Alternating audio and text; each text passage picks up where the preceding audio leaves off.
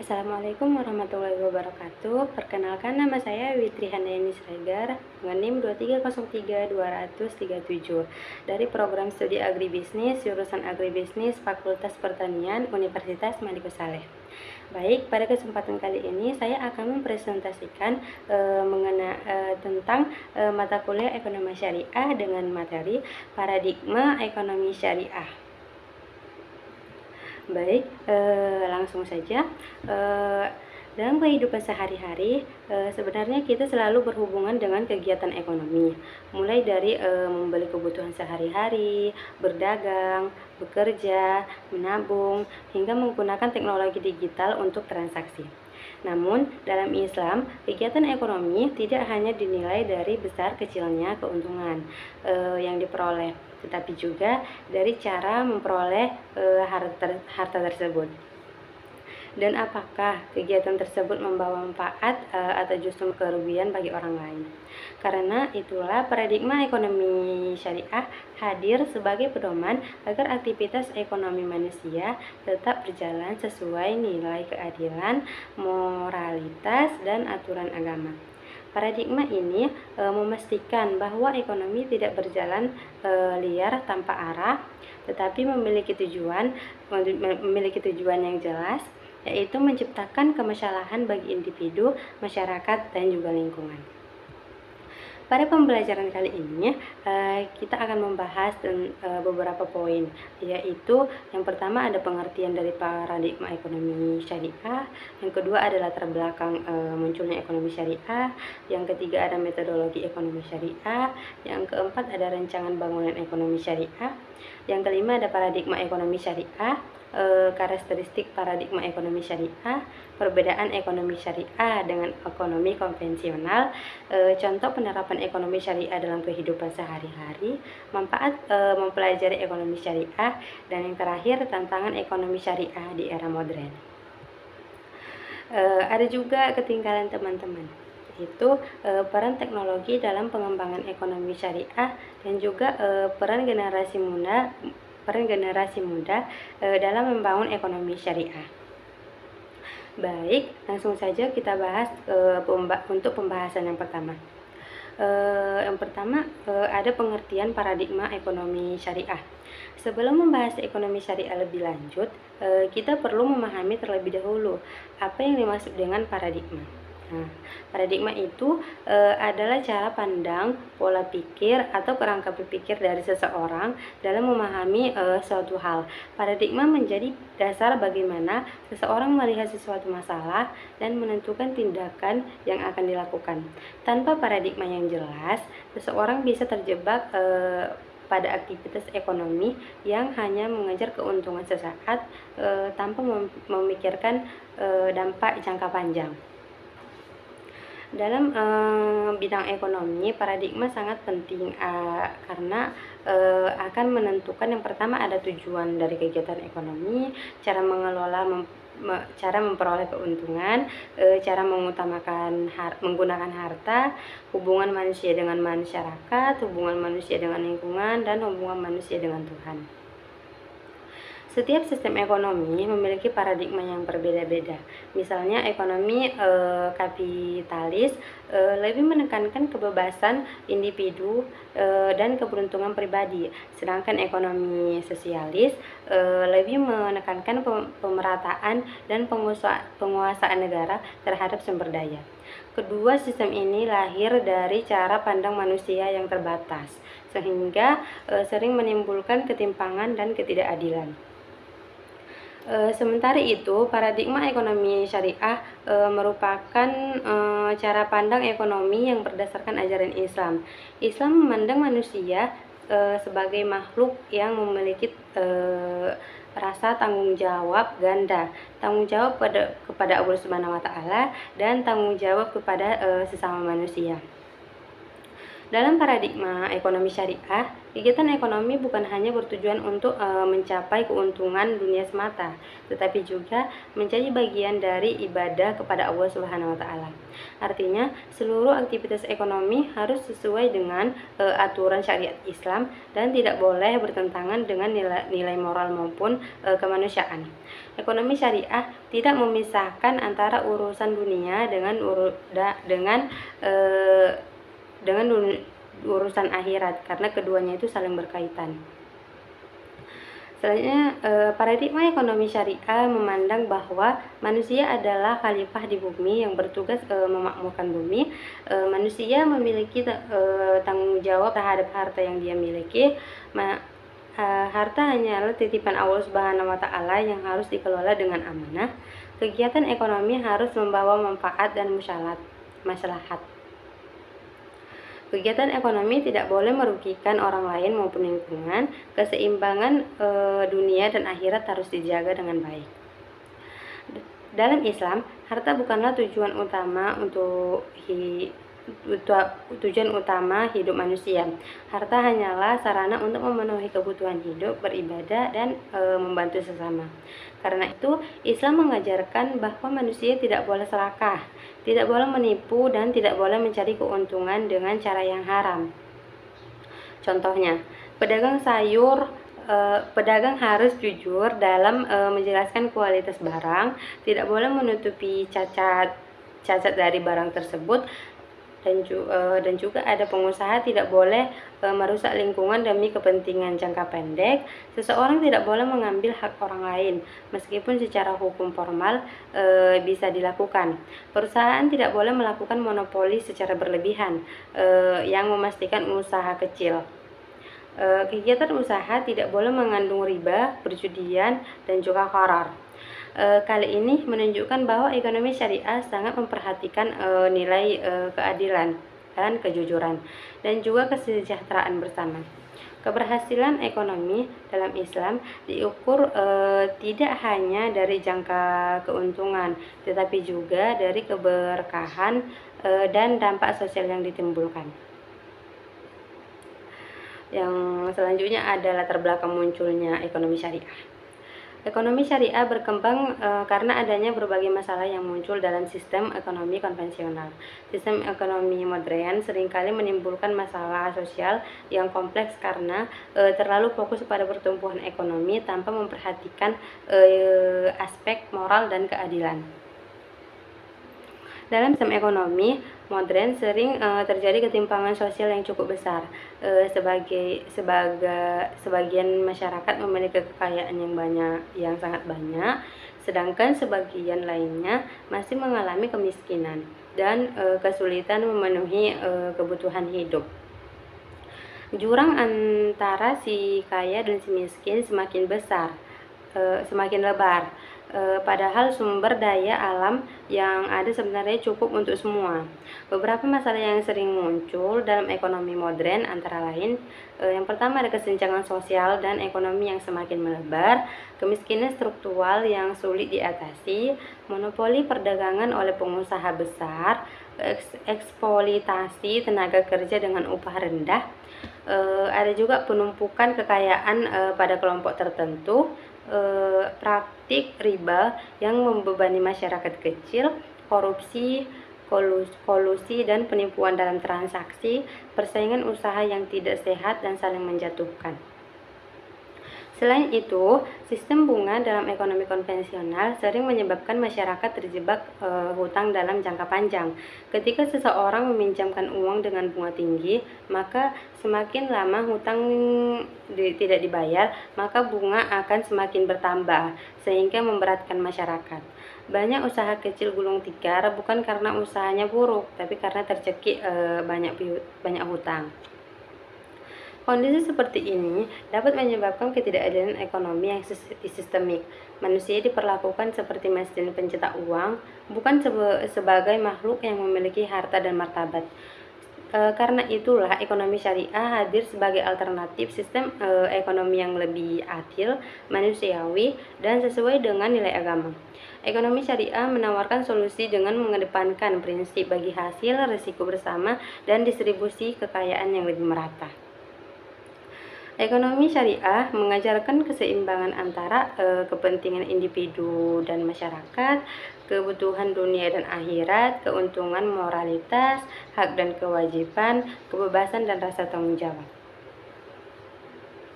Ekonomi syariah juga menekankan pentingnya distribusi kekayaan agar tidak hanya beredar pada kelompok tertentu.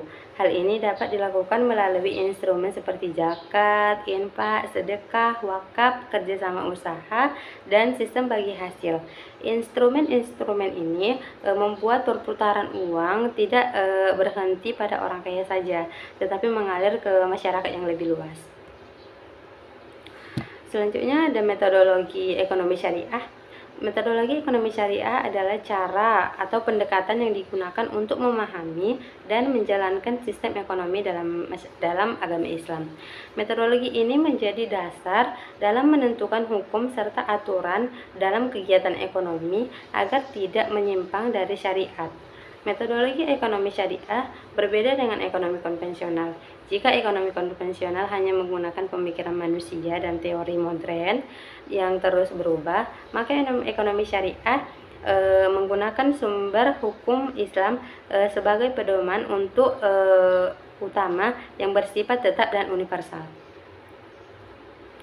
Sumber metodologi ekonomi syariah terdiri dari Al-Quran, hadis, ijma, qiyas, dan ijtihad. Semua kegiatan ekonomi harus sesuai dengan syariat Islam dan tidak boleh bertentangan dengan maqasid syariah, yaitu menjaga agama, jiwa, akal, keturunan, dan juga harta. Yang selanjutnya ada Al-Quran sebagai sumber utama. Al-Quran merupakan sebagai sumber hukum utama dalam ekonomi syariah. Di dalamnya terdapat prinsip-prinsip dasar yang mengatur hubungan manusia dengan harta dan sesama manusia. Di dalam Al-Quran dijelaskan berbagai aturan mengenai yang pertama ada jual beli yang halal, kewajiban zakat, larangan riba, perintah jujur dalam berdagang, pentingnya distribusi kekayaan, anjuran sedekah dan infak, tanggung jawab sosial dan juga lingkungan. Contohnya dalam surah Al-Baqarah ayat 275 dijelaskan bahwa Allah menghalalkan jual beli dan mengharamkan riba. Ayat ini menjadi dasar bahwa Islam mendukung kegiatan ekonomi produktif, bukan ekonomi spekulatif yang merugikan. Selain itu, Al-Quran juga mengajarkan pentingnya keadilan dalam kegiatan ekonomi. Allah Subhanahu wa Ta'ala melarang manusia mengurangi timbangan dan melakukan penipuan dalam perdagangan. Ini menunjukkan bahwa etika bisnis sudah diatur sejak 1400 tahun yang lalu. Yang kedua, hadis sebagai penjelas. Hadis merupakan sumber hukum kedua setelah Al-Quran. Hadis berfungsi menjelaskan lebih rinci aturan-aturan yang terdapat dalam Al-Quran. Dan memberikan contoh praktis bagaimana Rasulullah SAW menjalankan ekonomi. Nabi Muhammad SAW merupakan contoh terbaik dalam kegiatan ekonomi. Sebelum menjadi Rasul, beliau dikenal sebagai pedagang yang sangat jujur dan amanah sehingga diberi gelar Al-Amin. Reputasi beliau membuat orang percaya untuk menitipkan barang dagangannya. Dalam perdagangan, Nabi Muhammad SAW selalu berkata jujur meskipun merugikan diri sendiri, tidak menipu pembeli dengan iklan palsu, tidak mengambil keuntungan yang berlebihan, menjaga kepercayaan pelanggan, melakukan semua orang dengan adil tanpa membedakan status. Beliau juga melarang berbagai praktik ekonomi yang merugikan masyarakat, seperti penimbunan barang, perjudian, riba, penipuan, dan transaksi yang tidak jelas akadnya. Hadis-hadis ini menjadi pedoman praktis bagi pelaku ekonomi syariah. Selanjutnya ada ijma dan kias. Perkembangan zaman menyebabkan munculnya berbagai bentuk transaksi ekonomi modern yang tidak ada pada masa Nabi Muhammad SAW. Misalnya bank syariah, asuransi syariah, fintech syariah, transaksi digital, dan juga e-commerce syariah. Karena itu, para ulama menggunakan ijma dan qiyas untuk menentukan hukumnya. Ijma adalah kesepakatan para ulama mengenai suatu hukum dengan dilakukan kajian mendalam. Sedangkan qiyas adalah penetapan hukum baru berdasarkan persamaan sebab atau dilihat dari hukum yang sudah ada. Menurut ijma dan qiyas, ekonomi syariah dapat terus berkembang mengikuti perkembangan zaman tanpa meninggalkan nilai-nilai Islam. Inilah yang membuat ekonomi dinamis secara relevan di sepanjang masa. Selanjutnya ada rancang bangun ekonomi syariah. Rancang bangun ekonomi syariah merupakan konsep dasar bagaimana sistem ekonomi Islam dijalankan dalam kehidupan masyarakat. Sistem ini dibangun di atas fondasi nilai yang kuat agar tidak mulai goyah oleh kepentingan sesaat. Ekonomi syariah dibangun berdasarkan beberapa prinsip utama, yaitu yang pertama ada tauhid. Tauhid berarti meyakini bahwa Allah Subhanahu wa taala adalah pemilik seluruh alam semesta. Manusia yang hanya diberikan amanah untuk mengelola mengelola harta dan sumber daya. Kesadaran ini membuat pelaku ekonomi tidak serakah dan tidak semena-mena terhadap alam. Prinsip tauhid membuat manusia sadar bahwa semua aktivitas ekonomi dan akan dipertanggungjawabkan di hadapan Allah Subhanahu wa taala. Sehingga lahirlah konsep akuntabilitas vertikal, bukan hanya akuntabilitas horizontal kepada manusia. Yang kedua, keadilan. Islam sangat menekankan keadilan dalam kegiatan ekonomi. Keadilan berarti menempatkan sesuatu pada tempatnya dan memberikan hak kepada orang yang berhak. Semua orang memiliki hak untuk memperoleh kesempatan ekonomi yang sama. Keadilan dan tidak boleh ada penindasan, monopoli, kecurangan, eksploitasi tenaga kerja, dan penipuan dalam perdagangan. Keadilan menjadi dasar penting agar terciptanya kesejahteraan bersama dalam hubungan masyarakat. Yang ketiga, ada kebebasan yang bertanggung jawab. Islam memberikan kebebasan kepada manusia untuk bekerja, berdagang, dan menjalankan usaha. Kebebasan ini adalah bentuk penghargaan Islam terhadap potensi manusia. Namun kebebasan tersebut tetap memiliki batas, yaitu tidak boleh melanggar syariat Islam. Contohnya, seseorang bebas berdagang tetapi tidak boleh menjual barang haram atau melakukan penipuan. Kebebasan tanpa batas justru akan merusak tatanan dari masyarakat. Selanjutnya ada kerjasama dan tolong-menolong.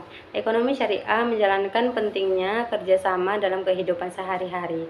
Manusia adalah makhluk sosial yang tidak bisa hidup sendiri. Contohnya koperasi syariah. Sistem bagi hasil mutabaroh dan musyarakah, zakat produktif, sedekah, dan wakaf produktif. Melalui kerjasama tolong-menolong diharapkan kesejahteraan masyarakat dapat meningkat secara merata. Selanjutnya ada keseimbangan. Islam mengajarkan keseimbangan dalam seluruh aspek kehidupan. Keseimbangan ini menjaga manusia jatuh pada ekstremilitas, termasuk keseimbangan antara dunia dan akhirat, individu dan masyarakat, kebutuhan material dan spiritual, keuntungan dan moralitas. Prinsip keseimbangan membuat manusia tidak hanya fokus mencari keuntungan, tetapi juga memperlihatkan nilai kemanusiaan dan agama. Selanjutnya ada paradigma ekonomi syariah. Paradigma ekonomi syariah memiliki beberapa cara pandang utama yang membedakan dari sistem ekonomi lainnya.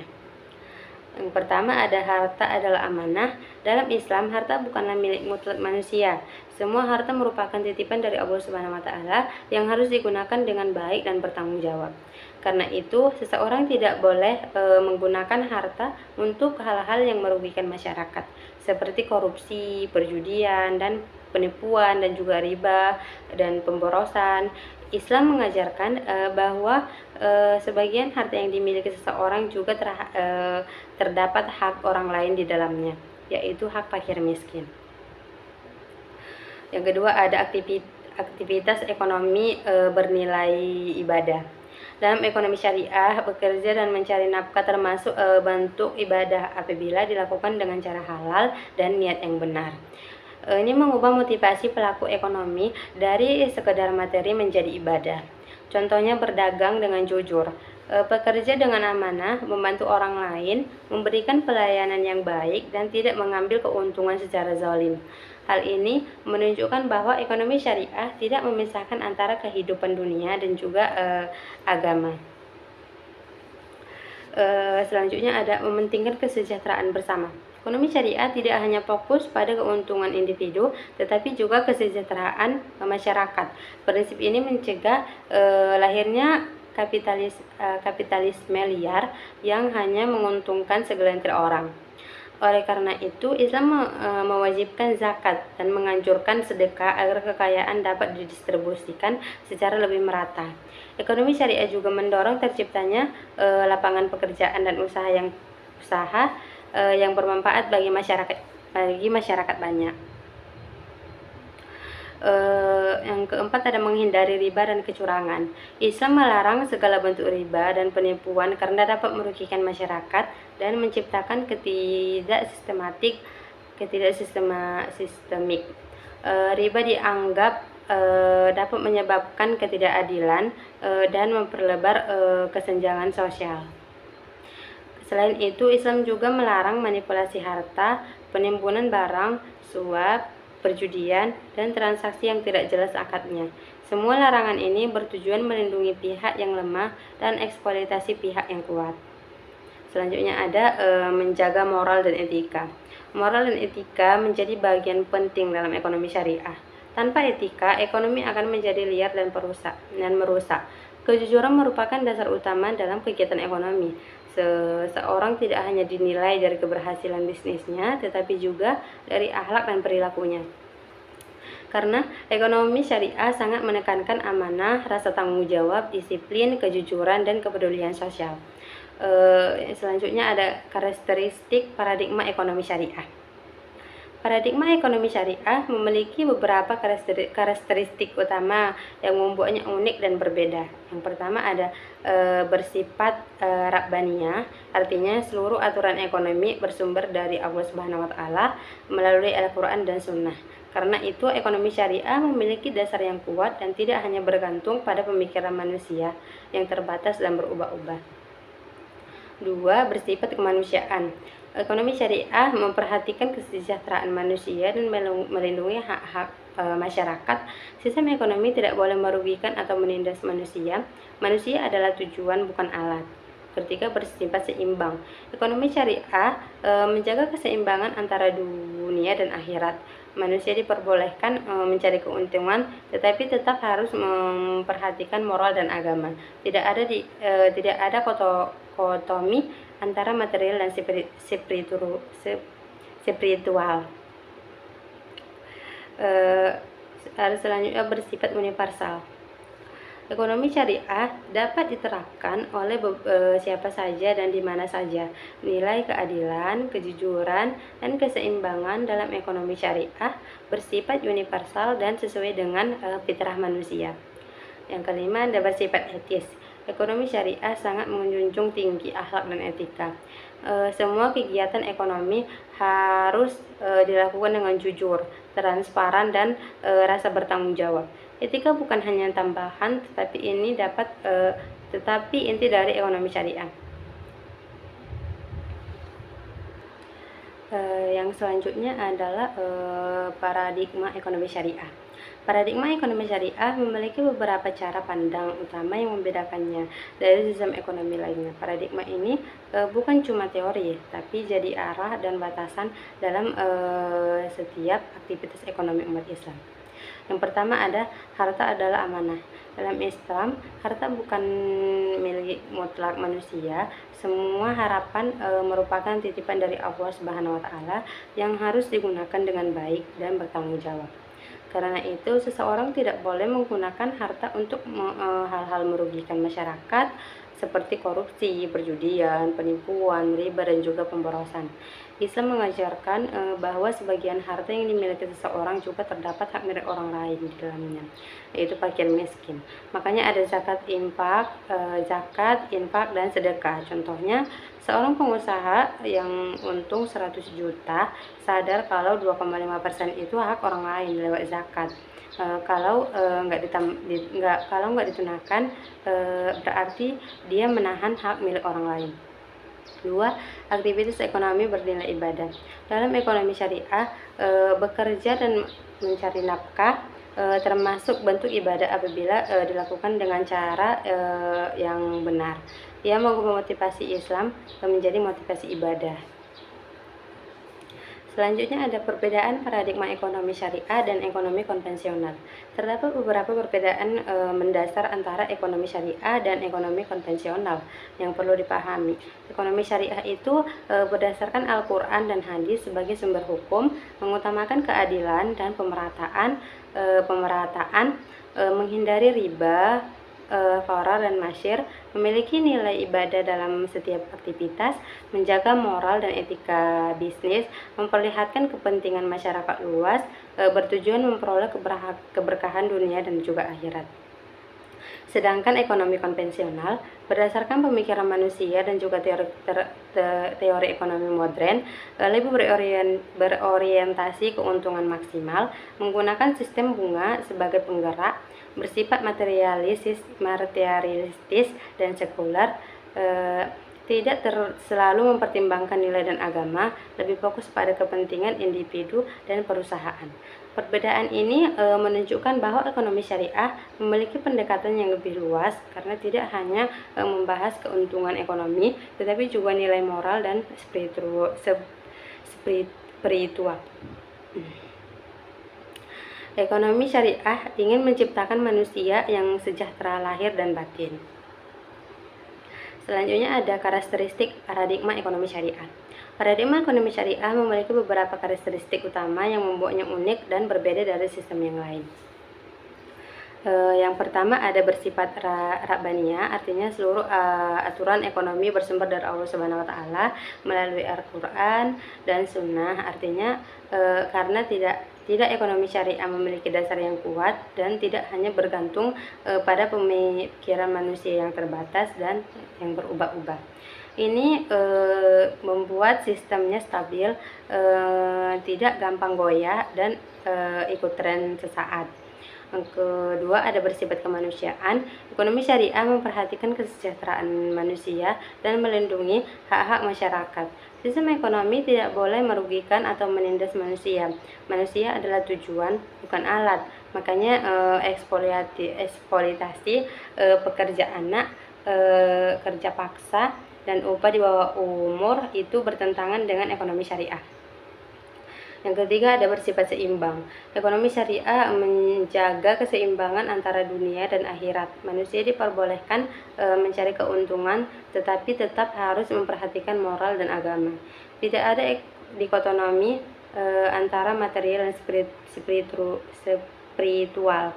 Contohnya, boleh kaya, tapi kekayaan itu harus disalurkan lewat zakat, infak, dan usaha yang bermanfaat. Selanjutnya ada bersifat universal. Ekonomi syariah dapat diterapkan oleh siapa saja dan di mana saja. Nilai keadilan, kejujuran, dan keseimbangan dalam ekonomi syariah bersifat universal dan sesuai dengan fitrah manusia. Makanya banyak non-muslim juga tertarik sama konsep bagi hasil dan non-riba. Yang kelima ada bersifat etis. Ekonomi syariah sangat menjunjung tinggi akhlak dan etika. Semua kegiatan ekonomi harus dilakukan dengan jujur, transparan, dan bertanggung jawab. Etika bukan hanya tambahan, tetapi inti dari ekonomi syariah. Kalau bisnisnya untung besar tapi penipu, itu gagal dalam perspektif ekonomi syariah. Yang selanjutnya ada perbedaan paradigma ekonomi syariah dan juga ekonomi konvensional.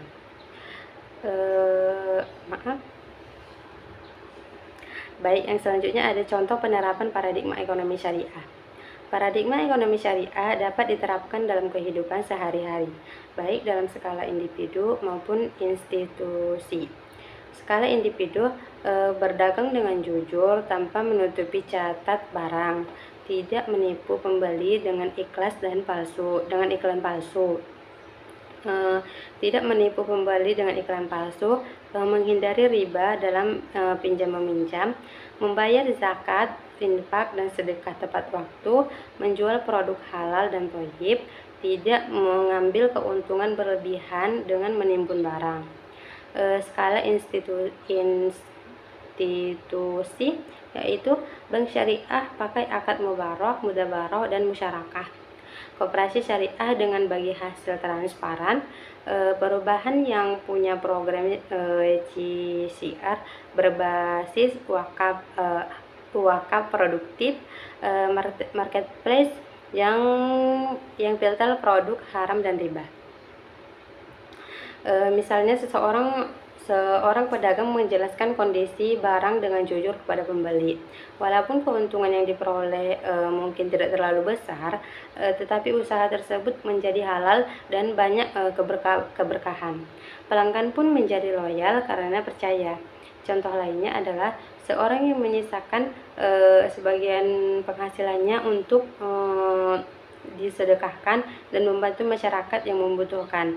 Hal ini merupakan penerapan nilai ekonomi syariah dalam kehidupan sehari-hari yang sederhana tapi berdampak besar. Selanjutnya ada manfaat mempelajari paradigma ekonomi syariah. Mempelajari paradigma ekonomi syariah memberikan banyak manfaat bagi individu maupun masyarakat. Di antaranya, memahami cara berbisnis yang halal dan berkah, mengetahui batasan dalam kegiatan ekonomi agar tidak terjerumus dosa, menghindari praktik riba dan penipuan ataupun kecurangan, menumbuhkan sifat jujur, amanah, dan rasa tanggung jawab, membantu menciptakan kesejahteraan masyarakat yang merata, membentuk perilaku ekonomi yang sesuai dengan ajaran Islam, menambah pemahaman tentang keadilan ekonomi distributif, membantu menghadapi perkembangan ekonomi modern dengan pedoman yang jelas, menumbuhkan kepedulian sosial dan rasa empati terhadap sesama masyarakat, menjadikan kegiatan ekonomi lebih berkah dan menenangkan hati, membangun reputasi baik. Orang lebih percaya sama pelaku usaha yang lebih jujur, dan juga mengurangi stres finansial karena nggak ada terjebak utang riba. Dengan memahami ekonomi syariah, seorang tidak hanya memperoleh keuntungan materi, tetapi juga ketenangan dan keberkahan hidup. Hati menjadi tenang karena keyakinan bahwa rezeki yang didapat halal dan diridhoi oleh Allah Subhanahu wa Ta'ala. Yang selanjutnya ada tantangan ekonomi syariah di era modern. Walaupun ekonomi syariah berkembang cukup pesat, masih terdapat beberapa tantangan yang harus dihadapi agar bisa bersaing di era global. Contohnya, kurangnya pemahaman masyarakat tentang ekonomi syariah. Masih banyak masyarakat yang menggunakan sistem riba karena sudah terbiasa. Yang selanjutnya ada persaingan dengan ekonomi konvensional yang lebih dulu mapan, perkembangan teknologi digital yang sangat cepat dan butuh adaptasi, kurangnya tenaga ahli ekonomi syariah yang kompeten. Masih ada praktik ekonomi yang mengatasnamakan syariah tapi tidak sesuai dengan syariat. Reputasi keuangan syariah masyarakat masih rendah. Minimnya riset dan inovasi produk syariah. Masih banyak produk yang copy paste konvensional. Kurangnya dukungan regulasi yang konsisten di beberapa negara. Solusi yang dapat dijalankan yaitu pendidikan ekonomi syariah sejak dini, sosialisasi kepada masyarakat lewat media sosial, seminar atau podcast, pengembangan lembaga keuangan syariah yang inovatif, pemanfaatan teknologi digital berbasis syariah seperti fintech syariah dan e-commerce syariah. Penguatan peran DSN MUI dalam sertifikasi dan pengawasan, kolaborasi antara akademik, praktis, dan pemerintah. Selanjutnya ada peran teknologi dalam ekonomi syariah. Di era digital saat ini, teknologi menjadi peluang besar untuk mengembangkan ekonomi syariah. Teknologi dapat mempercepat akses masyarakat terhadap produk dan layanan syariah. Contoh munculnya fintech syariah, crowdfunding syariah, e-wallet syariah, dan marketplace syariah. Platform ini memudahkan masyarakat untuk berinvestasi, menabung, dan bertransaksi sesuai prinsip syariah tanpa harus datang ke kantor. Teknologi juga membantu transparansi, misalnya pakai blockchain buat tracking zakat dan wakaf, biar donatur tahu dananya dipakai untuk apa. Namun, teknologi juga harus digunakan dengan bijak agar tidak melanggar prinsip syariah. Misalnya, menghindari interaksi yang mengandung karar berlebihan, spekulasi, dan penipuan digital. Teknologi harus menjadi alat untuk mempermudah kebaikan, bukan untuk mempermudah kemaksiatan. Baik, selanjutnya ada peran generasi muda dalam membangun ekonomi syariah. Generasi muda memiliki peran strategis dalam pengembangan ekonomi syariah ke depan. Kalian adalah agen perubahan yang meledak teknologi, kreatif, berani mencoba hal baru. Kalau generasi muda nggak turun tangan, ekonomi syariah bakal jalan di tempat saja. Peran generasi muda antara lain, yang pertama ada mempelajari ekonomi syariah secara mendalam. Jangan cuma tahu kulitnya saja atau ikut-ikutan tren syariah. Pahami dasar hukumnya, akad-akadnya, dan bedanya sama sistem konvensional. Bisa mulai dari baca buku, ikut kajian ekonomi syariah, atau kuliah di jurusan ekonomi Islam. Yang kedua, ada menciptakan startup dan bisnis berbasis syariah. Zaman sekarang, banyak peluang. Kalian bisa bikin franchise syariah, marketplace halal, aplikasi donasi zakat, atau platform crowdfunding buat UMKM.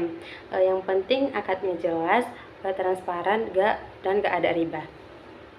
Selanjutnya ada menjadikan konsumen cerdas. Sebelum beli, cek dulu produknya halal atau enggak, perusahaannya pakai sistem riba atau enggak. Dengan jadi konsumen yang relatif, kalian bisa mendorong pasar buat lebih banyak produk syariah. Menyebarkan literasi ekonomi syariah di media sosial. Anak muda jagonya bikin konten, bikin video singkat, infografik, relate melewati Twitter atau threads tentang ekonomi syariah dengan bahasa yang ringan dan asli, biar yang awalnya nggak tertarik jadi semakin penasaran. Menjadi pelaku usaha yang jujur dan beretika. Jadi contoh bahwa bisnis syariah itu bukan cuma halal, tapi juga bisa diulang dan dipercaya pelanggan kejujurannya. Dalam jualan online, pelayanan yang ramah dan garansi yang jelas itu bagian dari ekonomi syariah. Mendorong inovasi produk keuangan syariah yang ramah milenial dan Gen Z. Banyak anak muda malas pakai produk syariah karena ribet atau enggak top update. Nah, tugas kalian bikin produk yang simpel, ada aplikasi, tampilannya modern, tapi tidak sesuai dengan syariat. Tapi tetap sesuai dengan syariat. Menjadi relawan dan penggerak komunitas ekonomi syariah. Ikut komunitas seperti Next Muda, Sakinah Finansis, dan komunitas UKM syariat di daerah kalian. Dari situ bisa kita networking, belajar, atau berkolaborasi bikin program yang lebih nyata. Menjadi influencer positif. Kalian bisa jadi role model. Kalau anak muda lihat temannya sukses bikin bisnis halal, pasti ikut termotivasi. Tunjukin bahwa jadi pebisnis syariah itu keren, nggak kuno, dan juga berkah dalam agama. Dengan peran aktif generasi muda, ekonomi syariah bisa tumbuh lebih cepat dan menjawab tantangan zaman. Kalian bukan hanya konsumen, tetapi juga produsen perubahan. Masa depan ekonomi syariah ada di tangan kalian. Selanjutnya ada tantangan ekonomi syariah di era modern.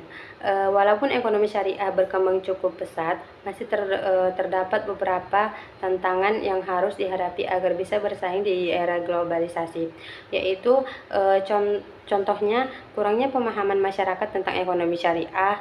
Masih banyak masyarakat yang menggunakan sistem riba karena sudah terbiasa. Persaingan ekonomi syariah konvensional yang lebih dulu mapan, kurangnya tenaga ahli ekonomi syariah yang kompeten. Selanjutnya ada peran teknologi dalam ekonomi syariah. Di era digital saat ini, teknologi menjadi peluang besar untuk mengembangkan ekonomi syariah. Teknologi bisa mempercepat akses masyarakat terhadap produk dan layanan syariah tanpa batas, ruang, dan waktu. Contoh nyatanya ada fintech syariah, yaitu buat pinjam-meminjam berbasis bagi hasil bukan bunga. Crowdfunding syariah, patungan buat modal usaha UMKM dengan sistem syariah. Wallet syariah, dompet digital yang transaksinya bebas riba dan qarar. Marketplace syariah, jualan online yang udah difilter untuk produk halal. Namun teknologi juga harus digunakan dengan baik agar tidak melanggar prinsip syariah, misalnya menghindari transaksi yang mengandung horor berlebihan, spekulasi dan penipuan digital. Teknologi harus menjadi alat untuk mempermudah kebaikan, bukan untuk mempermudah kemaksiatan. Baik, selanjutnya ada paradigma ekonomi syariah, kerangka epistemologis dan orientasi normatif. Yang pertama ada landasan epistemologis paradigma ekonomi syariah. Ekonomi syariah tidak dapat dipahami sebatas kumpulan produk keuangan berbasis label Islam. Ia merupakan sistem pemikiran yang dibangun di atas epistemologi tauhid. Dalam kerangka ini, realitas ekonomi dipandang sebagai bagian dari tatanan kosmis yang diciptakan dan diatur oleh Allah Subhanahu wa taala. Manusia ditempatkan sebagai khalifah yang memukul amanah dan mengelola sumber secara bertanggung jawab, bukan sebagai pemilik mutlak. Konsekuensinya, seluruh aktivitas ekonomi harus tunduk pada dua kriteria, halal secara substansi dan thayyib secara dampak. Artinya, keabsahan suatu transaksi tidak hanya diukur dari legalitas formal, tetapi juga dari kesesuaian dengan tujuan syariat, yaitu pemeliharaan agama, jiwa, akal, keturunan, dan juga harta. Orientasi normatif dari maksimasi keuntungan dan kemaksimasian maslahah. Paradigma konvensional menempatkan maksimasi keuntungan individu sebagai tujuan rasional. Paradigma syariah menggeser orientasi tersebut menuju maksimasi maslahah kolektif. Dalam perspektif ini, keuntungan ekonomi diakui sebagai sarana, bukan tujuan akhir. Aktivitas produksi, distribusi, konsumsi diarahkan untuk menciptakan keadilan distribusi sebagai sosial dan keberlanjutan lingkungan. Oleh karena itu, instrumen seperti zakat, stabilitas sosial, dan keberlanjutan lingkungan. Oleh karena itu, instrumen-instrumen ini seperti infak, sedekah, dan wakaf tidak diposisikan sebagai elemen filantropis opsional, melainkan sebagai mekanisme struktural dalam redistribusi kekayaan. Selanjutnya ada prinsip pengaturan transaksi ekonomi. Paradigma syariah merumuskan batasan normatif terhadap praktik ekonomi melalui larangan terhadap unsur-unsur yang merusak keadilan kontraktual dan stabilitas sistem. 3 unsur utama yang dilarang adalah, yang pertama ada riba. Segala bentuk tambahan tanpa kontraprestasi yang setara yang berpotensi menciptakan akumulasi kekayaan tanpa risiko produktif. Misalnya ada GORAL, ketidakpastian berlebihan dalam objek dan substansi akad yang dapat memicu sengketa dan eksploitasi. MISIR, transaksi yang tergantung pada spekulasi dan keberuntungan, bukan pada nilai ekonomi real. Larangan ini bukan sekadar norma etis, melainkan mekanisme preventif untuk menjaga integrasi pasar dan melindungi pihak yang rentan. Selanjutnya ada metodologi pengembangan ekonomi syariah. Perkembangan ekonomi syariah kontemporer bertumpu pada metodologi ijtihad maqasidih ketika menghadapi instrumen keuangan yang model bisnis baru. Para fuqaha dan ekonomi syariah melakukan analisis melalui pendekatan maqasid al-syariah. Pendekatan ini memastikan bahwa hukum yang dihasilkan tidak hanya valid secara formal, tetapi juga relevan secara konseptual dan fungsional. Dengan demikian, ekonomi syariah mampu beradaptasi terhadap inovasi teknologi finansial, ekonomi digital, dan rantai pasok global tanpa kehilangan identitas normatifnya. Yang kelima ada implikasi terhadap struktur kelembagaan. Paradigma ini melahirkan struktur kelembagaan yang berbeda dari sistem konvensional. Lembaga keuangan syariah beroperasi dengan prinsip kemitraan risiko, bukan transfer risiko sepihak. Akad mudawarah, musyarakah, dan murabah dan izarah menjadi alternatif terhadap instrumen utang berbasis bunga. Pada tataran makro, paradigma syariah mendorong kebijakan fiskal dan moneter yang berorientasi pada stabilitas real, bukan spekulasi. Kebijakan tersebut diarahkan untuk mengurangi ketimpangan, mendorong sektor real, dan memperkuat ketahanan ekonomi domestik. Tantangan dan agenda pengembangan. Meskipun memiliki fondasi normatif yang kokoh, implementasi paradigma ekonomi syariah menghadapi beberapa tantangan struktural. Yang pertama, ada kesenjangan pemahaman. Masih terdapat kecenderungan memandang ekonomi syariah sebagai replikasi formal dari sistem konvensional. Yang kedua, kapasitas sumber daya manusia. Diperlukan ekonomi dan praktisi yang menguasai sekaligus ilmu syariah, ilmu syariah, ekonomi, dan juga teknologi. Integrasi sistemik. Ekonomi syariah belum sepenuhnya terintegrasi dengan kebijakan makronomi nasional. Yang selanjutnya ada inovasi produk. Diperlukan pengembangan instrumen yang menjawab kebutuhan pasar modern tanpa mengorbankan kepatuhan syariah. Paradigma sebagai arah peradaban ekonomi. Paradigma ekonomi syariah menawarkan kerangka alternatif yang mengintegrasikan rasionalisme ekonomi dengan etika transendental.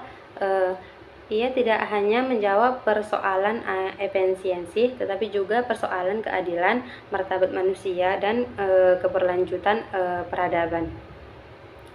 Keberhasilan paradigma ini tergantung pada kemampuan akademisi, regulator, dan pelaku usaha untuk menerjemahkan nilai-nilai normatif ke dalam kebijakan produk dan praktik ekonomi yang konkret. Jika dilakukan secara konsisten, ekonomi syariah berpotensi menjadi model ekonomi yang berkeadilan dan berkelanjutan di tingkat global. Selanjutnya ada implikasi terhadap struktur dan juga kelembagaan dalam ekonomi syariah. Paradigma syariah melahirkan struktur kelembagaan yang berbeda secara substansi dan sistem konvensional. Yang pertama ada pada sektor keuangan. Lembaga syariah beroperasi dengan prinsip kemitraan risiko melalui akad mudabaroh, musyarakah, dan izarah. Hal ini menciptakan sistem intermediasi yang lebih selaras dengan sektor real. Pada sektor fiskal, instrumen zakat, wakaf, dan infak berfungsi sebagai mekanisme redistribusi struktural untuk mengurangi ketimpangan.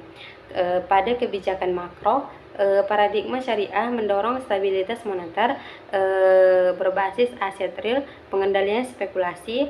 Kebijakan diarahkan pada penguatan sektor produktif dan ketahanan ekonomi domestik. Selanjutnya ada tantangan dan agenda pengembangan dalam ekonomi syariah. Meski memiliki fondasi normatif yang kuat, implementasi paradigma ekonomi syariah menghadapi beberapa tantangan, yaitu yang pertama, kesenjangan pemahaman publik. Ekonomi syariah sering dipersepsi sebagai replikasi formal dan sistem konvensional. Keterbatasan SDM, dibutuhkan tenaga ahli yang menguasai fikih, muamalah, ekonomi, dan juga teknologi secara simultan. Ada integrasi kebijakan makro. Ekonomi syariah belum sepenuhnya berinteraksi dalam kerangka kebijakan fiskal dan moneter nasional. Inovasi produk syariah perlu dikembangkan agar lebih kompetitif, inklusif, dan relevan dengan kebutuhan generasi muda.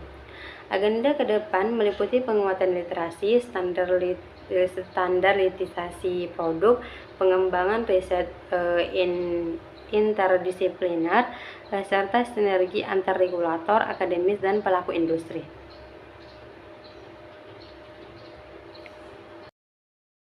Baik, selanjutnya ada strategi implementasi paradigma ekonomi syariah di era digital.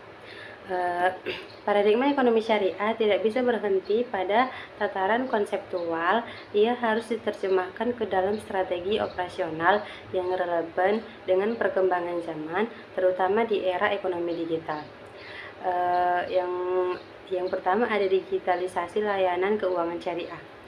Pittance syariah, wallet syariah, dan crowdfunding berbasis akad mudabaroh atau murojaah musyarakah menjadi instrumen penting untuk memperluas akses keuangan inklusif. Teknologi blockchain juga dapat digunakan untuk transparansi pengelolaan zakat dan wakaf produktif. Yang kedua ada integrasi dengan ekosistem UMKM. UMKM merupakan sektor real terbesar di Indonesia. Paradigma syariah dapat diimplementasikan melalui skema pembiayaan berbasis bagi hasil yang bebas riba, pendampingan bisnis, dan akses pasar halal melalui platform digital. Selanjutnya ada penguatan literasi dan inklusi keuangan syariah. Implementasi membutuhkan masyarakat yang paham strategi edukasi melalui kurikulum pendidikan, media sosial, dan pelatihan komunitas menjadi kunci agar masyarakat tidak hanya menggunakan tetapi juga memahami logika ekonomi syariah. Yang selanjutnya ada indikator keberhasilan implementasi paradigma ekonomi syariah. Untuk mengukur apakah paradigma ini berjalan efektif, diperlukan indikator yang bersifat kualitatif dan kuantitatif. Indikator ekonomi, penurunan tingkat kemiskinan, penurunan ketimpangan Gini ratio, peningkatan pembiayaan sektor real. Indikator sosial, peningkatan dana zakat, infak, sedekah, dan wakaf yang produktif. Indikator etis, penurunan praktik riba, penipuan, spekulasi dalam transaksi masyarakat. 3. Indikator kelembagaan, jumlah kelembagaan keuangan syariah yang sehat, tingkat kepatuhan syariah, dan kepercayaan publik. Selanjutnya ada studi kasus singkat mengenai penerapan prinsip bagi hasil pada UMKM. Misalnya, Koperasi Syariah BMT memberikan pembiayaan sebesar 50 juta kepada UMKM kuliner dengan akad musyarakat. Modal dan tenaga kerja dibagi, resiko dan keuntungan juga dibagi sesuai nisab yang disepakati.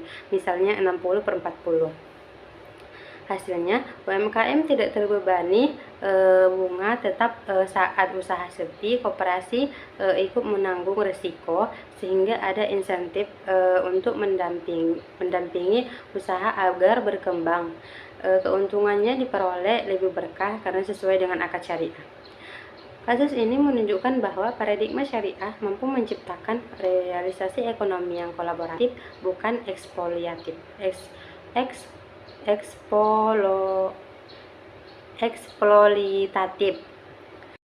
Selanjutnya ada arah pengembangan masa depan. Ke depan, pengembangan ekonomi syariah perlu diarahkan pada 3 hal. Yang pertama ada integrasi ekosistem, menghubungkan lembaga keuangan syariah, lembaga zakat, wakaf, dan UMKM dana, satu ekosistem digital terpadu. Selanjutnya ada internasionalisasi, mendorong ekonomi syariah Indonesia menjadi pusat rujukan global, terutama dalam keuangan syariah dan ekonomi halal. Penelitian interdisipliner, menggabungkan ekonomi, hukum Islam, teknologi, dan sosiologi untuk menghasilkan kebijakan yang komprehensif. Selanjutnya ada hubungan paradigma ekonomi syariah dengan tujuan pembangunan berkelanjutan. Paradigma ekonomi syariah memiliki irisan besar dengan Sustainable Development Goals atau SDGs yang dirancanakan PBB. Bedanya SDGs berbasis konsensus manusia, sedangkan ekonomi syariah berbasis wahyu. Beberapa titik temu. Yang pertama ada tanpa kemiskinan, diimplementasikan melalui zakat, wakaf produktif, dan pembiayaan UMKM berbasis bagi hasil. Yang selanjutnya ada pekerjaan layak dan pertumbuhan ekonomi. Ekonomi syariah mendorong sistem sektor real dan melarang eksploitasi tenaga kerja. Selanjutnya ada mengurangi ketimpangan, instrumen redistribusi seperti zakat dan pajak Islam mencegah konsentrasi kekayaan. Selanjutnya ada konsumsi dan produksi keberlanjutan. Larangan israf dan tabzir, menjaga pola konsumsi agar tidak berlebihan dan merusak lingkungan. Dengan ini, ekonomi syariah bisa diposisikan bukan hanya sebagai sistem keagamaan, tapi sebagai kontribusi Islam terhadap agenda pembangunan global. Selanjutnya ada tantangan psikologis dan kultural dalam implementasi ekonomi syariah. Selain tantangan struktural, ada tantangan di level mindset masyarakat. Pertama, mindset instan. Masyarakat terbiasa dengan pinjam riba yang cepat cair. Paradigma syariah yang berbasis bagi hasil dianggap ribet karena butuh transparansi dan kepercayaan. Selanjutnya ada kurangnya kepercayaan. Kasus lembaga yang mengatasnamakan syariah tapi melanggar akad membuat publik skeptis. Yang selanjutnya ada sekularasi ekonomi. Banyak pelaku usaha memisahkan urusan bisnis dan agama, sehingga nilai-nilai syariah dianggap tidak relevan. Solusinya, agar membangun terus melalui transparansi, sertifikasi syariah yang ketat, dan contoh nyata selaku usaha syariah yang sukses secara etis dan finansial. Yang selanjutnya ada peran regulasi dan negara dalam menguatkan paradigma. Negara memiliki peran strategi serta regulator dan fasilitator. Yang pertama ada regulasi. Undang-undang Perbankan Syariah, Fatwa DSN MUI, dan kebijakan OJK harus selaras agar tidak terjadi tumpang tindih. Yang kedua ada insentif fiskal, pemerintah bisa memberi insentif pajak bagi perusahaan yang menyalurkan dana CSR melalui wakaf produktif. Yang selanjutnya ada pendidikan nasional, memasukkan materi ekonomi syariah ke dalam kurikulum SMA sehingga perguruan tinggi agar literasi meningkat sejak dini. Yang selanjutnya ada diplomasi ekonomi. Indonesia bisa mendorong kerjasama ekonomi syariah dengan negara OKI dan lembaga keuangan internasional. Tanpa kedukungan negara, ekonomi syariah akan sulit bersaing dengan sistem konvensional yang sudah mapan secara kelembagaan dan permodalan. Yang selanjutnya ada refleksibel ekonomi syariah sebagai proyek peradaban. Paradigma ekonomi syariah bukan sekadar alternatif teknis, ia adalah proyek peradaban yang ingin mengembalikan ekonomi pada fitrahnya sebagai sarana ibadah, keadilan, dan pemakmuran bumi. Jika hanya dilihat sebagai bank tanpa bunga, maka potensinya akan terbatas. Tapi jika dipahami secara sistematis, nilai yang mengatur produksi, distribusi, konsumsi, dan redistribusi secara adil, maka ekonomi syariah bisa menjadi jawaban atas krisis modal dan krisis ekonomi global saat ini. Selanjutnya ada sinergi ekonomi syariah dengan ekonomi kreatif dan ekonomi hijau. Paradigma ekonomi syariah sangat relevan dikembangkan bersama dua sektor yang sedang tumbuh cepat, ekonomi kreatif dan juga ekonomi hijau. Yang pertama ada ekonomi kreatif.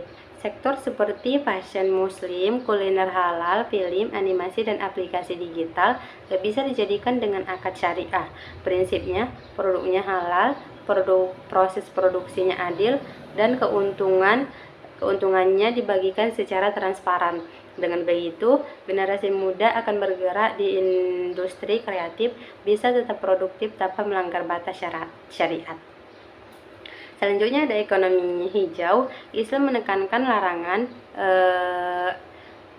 ifsad fil arad atau merusak bumi. Ekonomi syariah mendorong investasi pada energi terbarukan, pertanian organik, dan pengelolaan limbah. Instrumen wakaf dan sukuk hijau bisa dipakai untuk memberikan proyek-proyek ramah lingkungan.